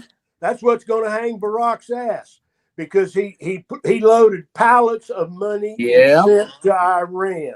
Cash. Well, guess what's also true about cash? Every serial number that's they're cooked, man. They're cooked. And then if you try to now, listen, everything we're seeing about how rapidly you're seeing these cartels, man. You know why? Because their money supply is going tits up. They're having to battle and fight. There's no more. How are you going to launder money inside the QFS? They're finding out when they wiped out all of their Bitcoin and they just took them off of every coin exchange on the planet. They seized the assets of the cartel. How did they know? Well, that's cartel money. How did they know? QFS. They brought the money into a bank, put the money in the system, and then said, now I want to buy some cryptocurrency, because you still got to have money to buy crypto. So they would exchange it and they get the Bitcoins. The minute they made that transfer, it was captured. And so are you. Anything you do. Listen, I deal with the IRS all the time because I'm not a guy that likes them, and I've had at one time they seized every single thing I owned. Oh, they took my everything. God. Well, yeah, I was young. I was able to say to myself, I'll never let this happen again. But I was fighting a good fight, you know. I was protesting, and I have joined an organization that was against taxation and laid out a very valid case, but didn't bother the IRS at all because they just seized all my assets. Went into my bank, took my savings account, checking account, and then they seized my property. Every vehicle I had, the land that I had, they just took it. Okay, so then I learned my lesson and I got square with them, and that's all good. But I still now, because I protested the constitutionality of a direct tax on my income. That income, listen, this is the definition. Income is profit or gain from money. It was never supposed to be about labor. When I worked for an hour and I worked for $40 an hour, that's an equal exchange of my time for money. There's no profit or gain in that. So that was my battle, and I fought it like that, and I lost. But that battle is still real. But the entire system under QFS is going to alleviate all the need for taxes, because every penny that's deposited in your bank account from wherever it comes from, once it's in that bank account, you got access to it and you can do what you want with it, but don't do anything criminal because they're going to catch your tail. But if you want to use it and do it, but here's the thing, they won't need me to send in a 1090, you know, any form. I won't have to file any form at all. They already have access to it just by simply pulling up my digital wallet. They can look at my digital wallet, and they can. That's why if you lie right now to the Internal Revenue Service, you're a fool. Especially if it's money that you deposited in a bank. You better not, because they'll get you for evasion.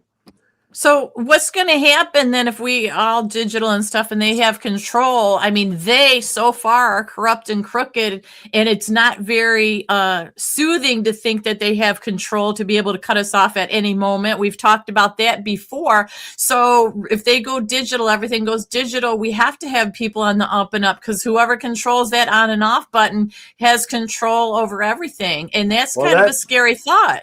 Well, that's right. That's why we're legislating right now against programmable digital money. We don't want that. We don't want anybody to be able to say, well, John, you had your limit of beef for the month. You can't have any more beef till next month. And wait a while. I want a beef steak right now. God dog it. It's my money. I want to buy a calf.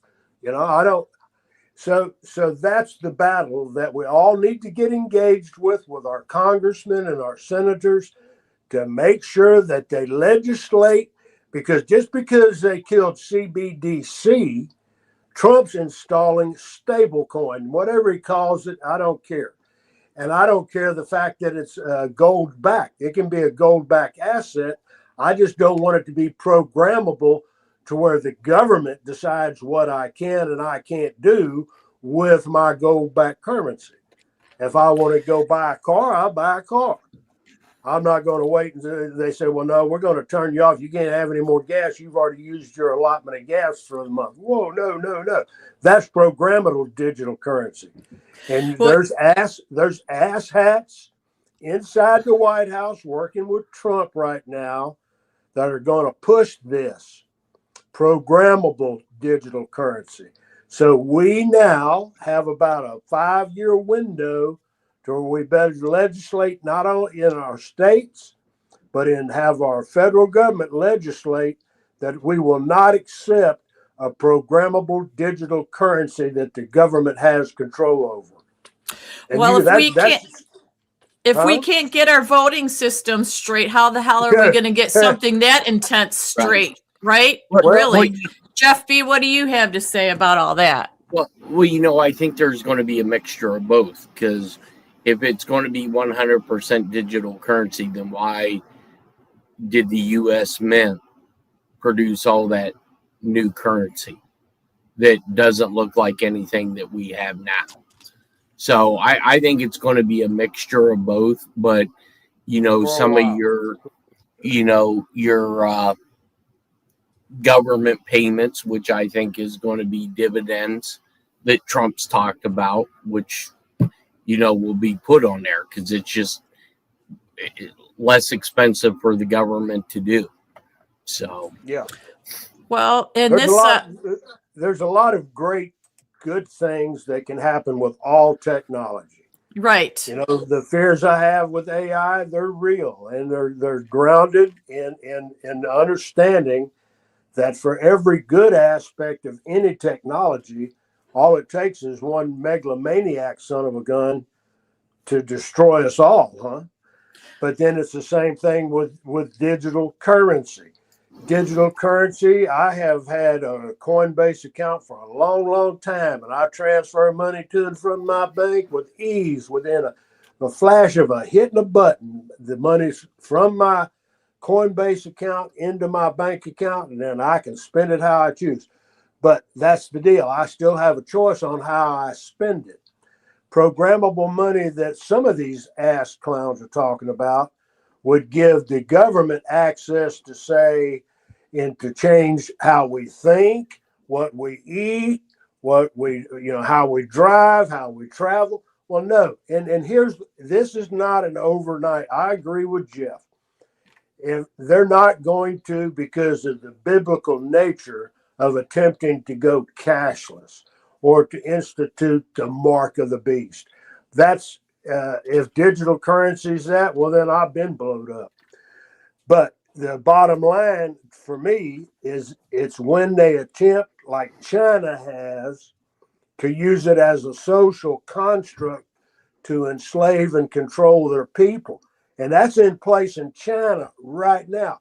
And guess who the daddy of the monitoring system is? We had this conversation about this cat probably 3 or 4 shows ago. Peter Thiel. You better watch that son of a bitch. That man right there, whoa, he frightens me, and I don't get scared easy. But it's because of what he says and what he's doing. He's got 155,000 people that are going to form a whole tech community, guess where? In Iceland, so that they can keep their servers and their data centers cool while they surveil the entire planet. Oh, pleasant. Jeff B. I mean, it's real. Come on. And he rubs elbows with Trump. Yeah, it's kind of scary. Jeff B., what do you think about that? That's insanity to me. And he is around Trump. That's the other troubling thing. But people say keep your enemies close, right? That's what I was just going to say. You keep your enemies, you keep your friends close and your enemies closer. Trump has a very unique way of exposing people. Yeah, he does. I mean, he does. People think he's a wackadoodle, on some of the stuff, but I mean, people get exposed left and right. Yeah, that's true. Well, before we head out for the night, is there anything else either one of you wanted to cover? We didn't cover Bill and Hillary's deposition that much, but I didn't get to read through them. They were just bits and pieces were coming out, but they've released the entire deposition of both of them. And what I did garner from it is Hillary did get angry. She hit the table. She yelled. Bill at one point was asked if he thought an intern is young, and he said yes. But the big thing that I've got a takeaway from it was he said Trump did nothing wrong as far as he knew and had nothing to do with Epstein or the girls or anything. And he actually exonerated him for it. So that was pretty interesting. Those are the highlights I came up with. Well, the only thing I'll tell you is Bill Clinton's a lying bastard. Hey, and that's not me that says that. That's his impeachment. When he was impeached, it was because he lied under oath. He's a liar. So Yes. nothing that's some of this. And listen, Hillary, everybody can maintain plausible deniability, but the one thing when she says she doesn't know Epstein, she better go do a little bit deeper dive into the Epstein documents, because there are photos with her and Bill with Jeffrey. So did she openly lie to Congress saying she never met the guy? Bullshit. They're liars. And listen, they're set up. If you wanted to set them up, you get them in to come in and say, "Oh no, I've never been to the island." Well, wait a while, Bill. We got all the flight records. We know every boat that left from every island around there. I don't know. It wasn't shocking to me that they would be practiced and great liars and be able to go in and give a plausible deniability and testimony, because they've got great attorneys that coached them for 4 freaking months. Mm-hmm. Jeff? Yeah. I mean, I think this is all just a dog and pony show, Yeah. Basically to get them on the record and Yep. for exposure later on. Yep. Because, she still has to answer for Benghazi. Yeah. Yeah. Yeah, well, Hey. Go ahead. Think about this now. The one thing that they were both questioning about is the Clinton Foundation. Now, what did we just had a long conversation about QFS? Yeah. Don't think that they ain't tracked every stinking dollar, every nefarious thing that the Clinton Foundation funded for Epstein all around the world. And Epstein sent them and funneled money through the foundation as a money laundering scheme, just like he did with Chase Bank. So they're all hooked. They're cooked. Well, let's answer this question from Cheryl from X. She said, any thought on the sleeper cells? And I'll go first. I think they're, yes, activated with stuff that's been happening. There is a terrorist threat that they think was a terrorist act that just happened today or yesterday. But Jeff and John, go ahead. Jeff first. Yeah, the only thing I can really say, the Arabs, the radical fundamentalists, they play the long game. And all we have to do is remember that guy that came across the border, and the reporter asked him where he was from and who he was, and he said, "Don't worry about it. You'll find out soon enough." And I think that soon enough time is coming quicker than we think. That's why, you had Hegseth create those quick reaction forces, and DHS, they put a couple facilities up in Arizona, holding facilities. So yeah, I think it's you had the fatwa put out. People may think that's, just a joke, but these guys take that stuff serious. Yeah, think about one of the things that I sent an email to the FBI years ago, and I had traveled to D.C. for a Glenn Beck rally, and there was, I don't know, hundreds of thousands of us that went.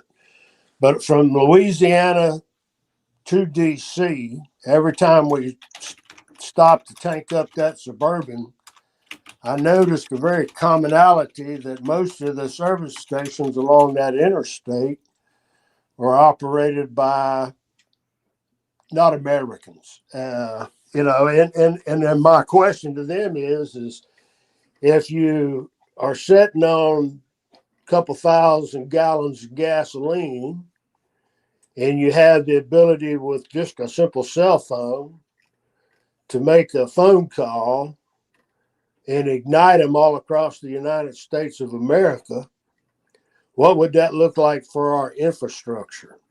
Yep. And I was told that I was crazy. They said, "Man, you must be a real conspiracy nut." I said, "No, I'm just thinking." I said, Right. "It's a reality. I go in every gas station I go in, and I look, and okay, here's this guy. Well, he might be an Indian, and he might be a Sikh, but are there any of these guys that are not friendly to the United States of America? And how dangerous is that we have them sitting on our entire gas supply across the entire country? What would it do to the infrastructure?" Yeah. Yeah. Think about the simplicity of that. Conservative Keep your head cowboy on a swivel. yeah, right. Conservative cowboy and everybody else in chat. The link I dropped is from what is it? Live Now Fox, and it is the complete Hillary and Bill depositions. You scroll down and it says watch Hillary's deposition on the Epstein probe, and then she's first, and then it's Bill's, and it gives you a timeline. So that was a really good article they put out. So to answer your question, that is the link for it. So hopefully, guys, you can pick it up and share it. All right. So with all that being said, Jeff, is there anything else you have to say or anything before we go to final thoughts? Nope, I am good. We did 2 hours of good content, I think, you guys, Wow. and the chat did fantastic. Time flew. It didn't feel like that long to me at all. I just love when we have these big, good conversations. It's wonderful and it's great to share, like I always say. But let's go ahead and go to final thought. We'll go to Jeff B first then. Keep your head on a swivel. That's all I can say. I mean, it's this thing here, all the, when I sit at home and I put on an SDR and copying Morse code or listening to signals over in the Middle East, this joker's about ready to get beyond crazy.